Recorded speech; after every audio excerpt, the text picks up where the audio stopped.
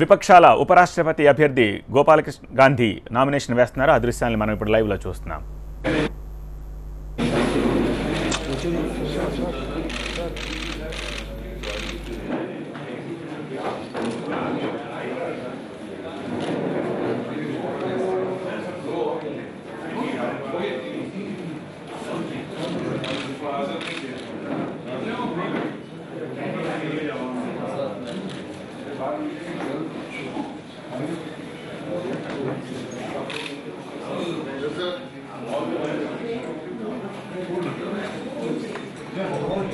విపక్షాల అభ్యర్థి గాంధీ నామినేషన్ని మనం లైవ్లో దృశ్యాల్లో చూస్తున్నాము. విపక్షాల నేతల్ని కూడా మనం దృశ్యాల్లో చూస్తున్నాము.